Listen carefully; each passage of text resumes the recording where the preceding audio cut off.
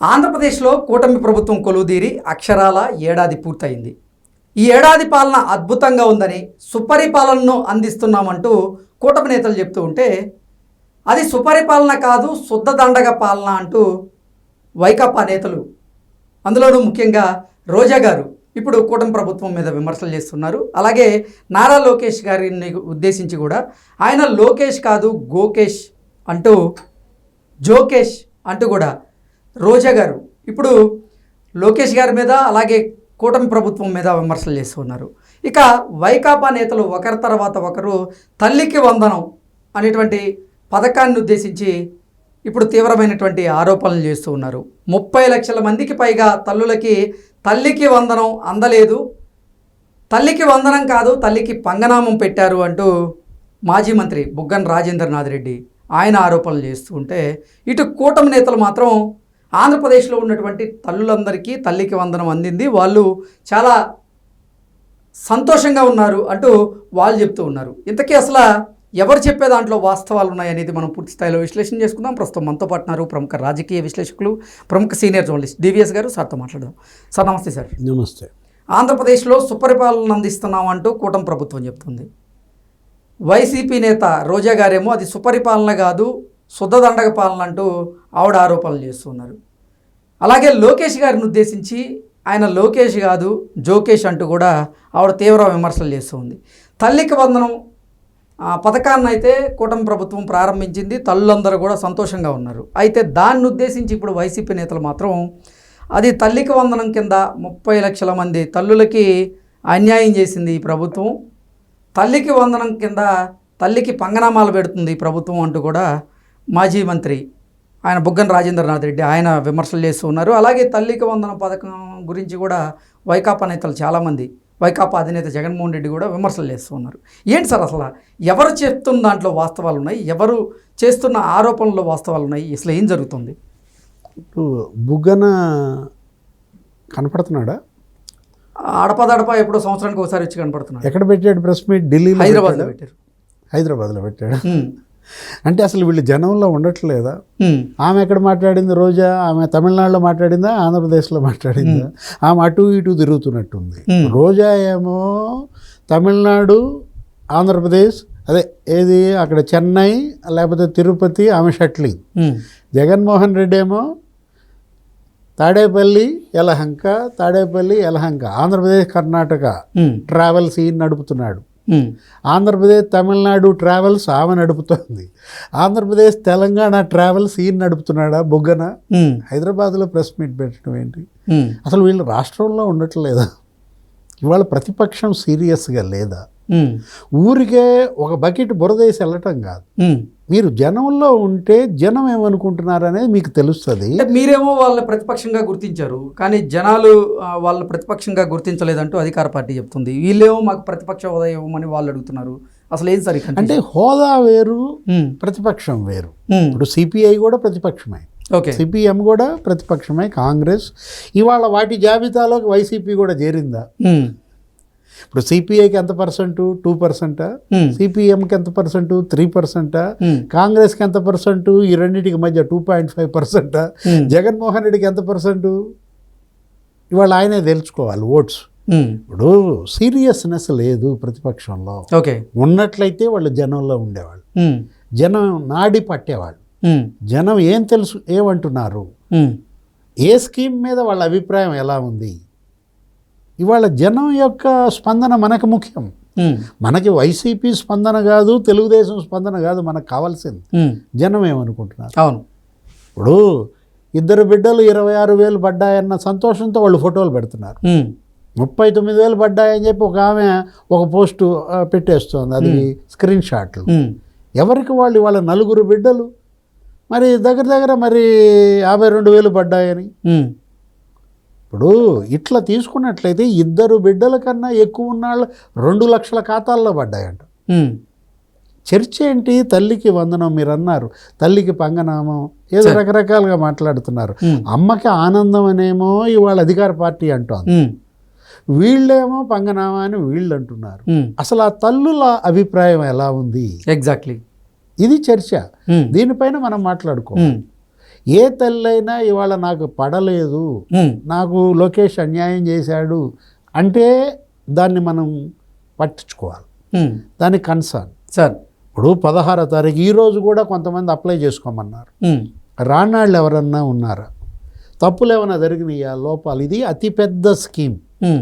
10,091 కోట్లు అంటే మామూలు అంశం కాదు. ఒక్క స్కీమ్ 67 లక్షల మంది లబ్ధిదారులు అంటే ఒక్క స్కీమ్లో అది సాధారణ అంశం కాదు. మీరు విమర్శలు ఇప్పుడు ఏంటి 30 లక్షల మందికి ఎగ్గొట్టారనో ఏదో అంటాడు బుగ్గన. 30 లక్షల మందికి ఎగ్గొట్టారని నువ్వు అంటున్నావు. నీకన్నా 30 లక్షల మందికి ఎక్కువ ఇచ్చామని వాళ్ళు చెబుతున్నారు. కరెక్టే కదా? ఎగ్జాక్ట్లీ. రికార్డులు ఉన్నాయి కదా. నువ్వెంతమందికి ఇచ్చావు? 40 లక్షల మందికి నువ్వు ఇచ్చావు. వాళ్ళు ఎంతమందికి ఇచ్చారు? 67 లక్షల మందికి ఇచ్చారు. అంటే నీకన్నా 27 లక్షల మందికి ఇచ్చారంటే మిన్నగా రెండింతలు ఈ స్కీమ్ ఇవాళ అమలవుతోంది.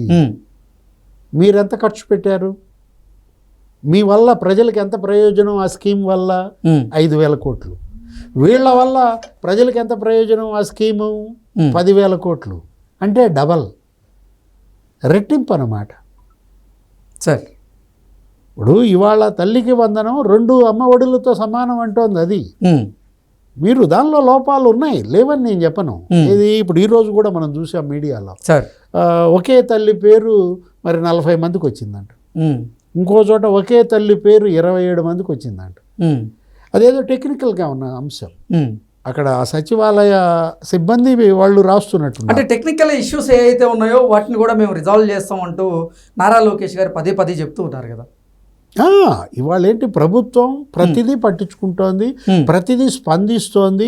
వినతి పత్రాలు చూశారు కదా, ఇప్పటికి 10 లక్షల వినతి పత్రాలు వచ్చాయంటే ఈ ప్రభుత్వం ప్రజలకు దగ్గరగా లేకపోతే అన్ని వినతి పత్రాలు ఎలా వస్తాయి? ఎగ్జాక్ట్లీ. నిరంతరం వీళ్ళు ప్రజల్లో ఉంటున్నారు, ప్రజా దర్బార్లు పెడుతున్నారు, వినతులు స్వీకరిస్తున్నారు. తెలుగుదేశం కావచ్చు, జనసేన కావచ్చు, బీజేపీ కావచ్చు. మరి మీరు మీ పార్టీ కార్యాలయంలో అలా వినతులు తీసుకుంటున్నారా? చెప్పు. జగన్మోహన్ రెడ్డి ఎప్పుడన్నా నాకు ఇన్ని వినతులు వచ్చాయనే మాట విన్నావా ఆయన నోటి వెంట? అదేమంటే ఏమంటున్నారు, 2,000 రూపాయలు కట్ చేసి లోకేష్ జేబుల్లోకి పోయినాయి అంటారు.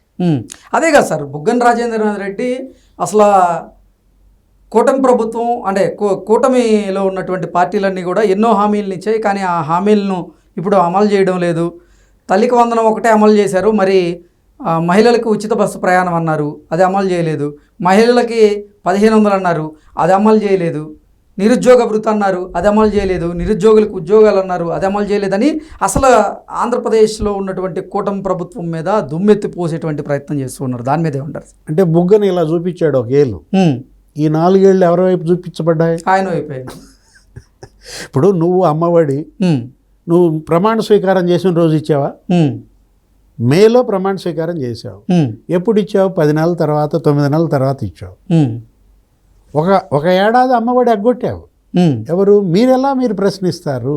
వీళ్ళు అంతే, వీళ్ళు 10 నెలలు 11 నెలల తర్వాత ఇవాళ తల్లికి వందనం ఇస్తున్నారు. ఇప్పుడు వాళ్ళు ఏమైనా చెప్పారా రేవంత్ రెడ్డి లాగా 100 రోజుల్లో సూపర్ 6 హామీ అమలు చేస్తామని? ఇప్పుడు రేవంత్ రెడ్డి అన్నాడు ఏమని, 100 రోజుల్లో నేను 6 గ్యారంటీలు అమలు చేస్తానని ఆయన 100 రోజులు పీరియడ్ పెట్టుకున్నాను. వీళ్ళేంటి, ఒకవైపేమో ఇవాళ అస్తవ్యస్తంగా ఉన్న ఆర్థిక వ్యవస్థ, 10 లక్షల కోట్ల అప్పుల్లో ఉండి కూడా 34,000 కోట్లు వీళ్ళు పింఛన్లు ఇచ్చారు. ఒక్క పింఛన్ల పథకం మీదే ఈ సంవత్సరం ఎంత ఖర్చు పెట్టారు? 34,000 కోట్లకు పైగా ఖర్చు అయింది. ఒక్క అన్నా క్యాంటీన్లు మీరు మూసేశారు 204. వాళ్ళు మరి అన్నా క్యాంటీన్లు ఓపెన్ చేసి పెడుతున్నారు. ఇప్పుడు మనం చూసాం ఉచిత గ్యాస్ మీరు ఇచ్చారు, అది గ్యాస్ సిలిండర్లు ఇప్పటికి 2 సిలిండర్లు అందాయి దగ్గర 80 లక్షల మందికి.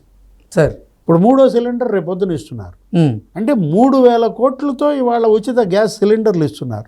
10,000 కోట్లకు పైగా తల్లికి వందనం ఇస్తున్నారు. అదే కాదు, రేపొద్దున వాళ్ళు చెప్పారు ఏది 20వ తారీఖు, ఇంకెన్ని రోజులు, ఇంకా 5 రోజులు, రైతుకి ఇవాళ అన్నదాత సుఖీభవ. అన్నదాత సుఖీభవ నువ్వేం చేశావు? 20,000 కోట్లు రైతులకు ఎగ్గొట్టావు. వాళ్ళు ఎగ్గొట్టారని మీరంటే మీరు ఎగ్గొట్టిన లిస్ట్ బయటకు వస్తుంది. ఆ రోజు నువ్వేమన్నావు? 13,500 రైతుకి ఇస్తానన్నావు. కేంద్రం ఇచ్చేది కాకుండా ఇస్తానన్నాడు. కానీ నువ్వు ఇచ్చావా?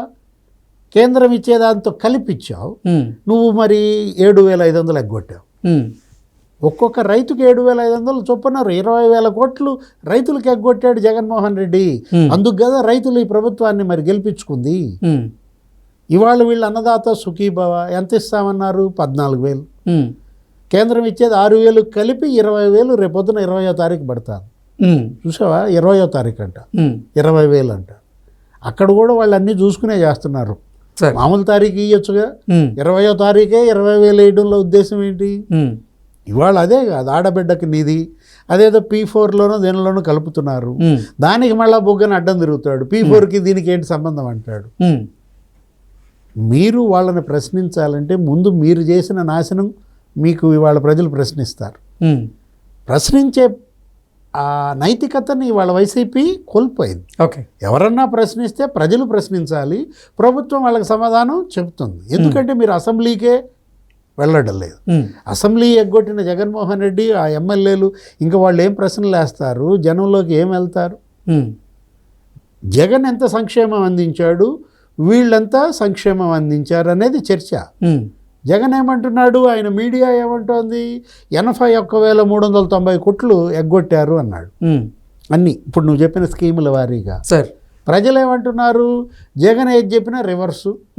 అంటే ఈ ప్రభుత్వం తొలి ఏడాది 81,390 కోట్లు ఇచ్చిందనమాట. నువ్వు ఎగ్గొట్టారంటే అర్థం వీళ్ళు ఇచ్చారని అక్కడే నీకు కనపడుతుంది. 34,000 కోట్లు పింఛన్లే ఇచ్చారు, 10,000 కోట్లు తల్లికి వందనం ఇచ్చారు, 3,000 కోట్లు గ్యాస్ ఇచ్చారు, అన్నా క్యాంటీన్లు తెరిచారు. ఇవాళ మొత్తం ఉచిత బస్సు రేపు ఆగస్టు 15 నుంచి ఇస్తున్నారు.